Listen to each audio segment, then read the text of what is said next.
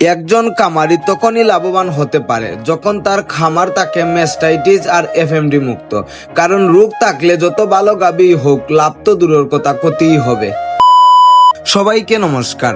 আপনারা জানেন আমরা নীলফামারী থেকে দুধের গাভী সংগ্রহ করেছি, তাই এখন আমাদের প্রথম টার্গেটই হলো গাভীগুলোকে সুস্থ রাখা, বিশেষ করে ম্যাস্টাইটিস প্রতিরোধ করা। তাই আমরা প্রথম ধাপ হিসেবে পপিসেপ ব্যবহার করি।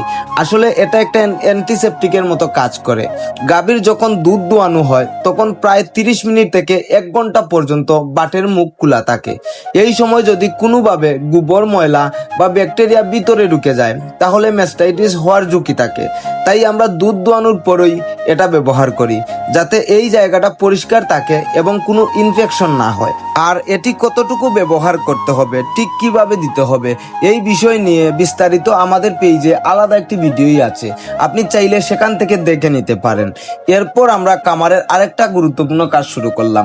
খামারের পাশে এই দেয়ালটা আমরা আগে ইট তুলে রেখেছিলাম, কিন্তু লিন্ডার দেওয়া হয়নি, কারণ তখন প্রয়োজন ছিল না। কিন্তু এখন এই জায়গাটা খুব দরকারি হয়ে গেছে, তাই ছোট ভাই জুমনকে দিয়ে কাজটা শুরু করালাম। এখানে ডিল করে রড বসানো হবে, যাতে পরে সহজেই লিন্ডার দেওয়া হয় আর জায়গাটাও শক্তপোক্ত হয়। এরপর আরেকটা গুরুত্বপূর্ণ কাজ, বাছুরগুলো রাখার জন্য আলাদা জায়গা তৈরি করা। আমরা আপাতত রড দিয়ে একটি অস্থায়ী সেটআপ করে নিচ্ছি, যাতে বাছুরগুলো আলাদা করে রাখা যায়।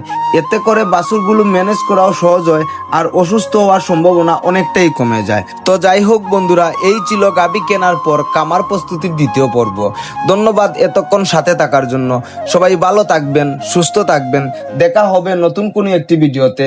হর হর মহাদেব।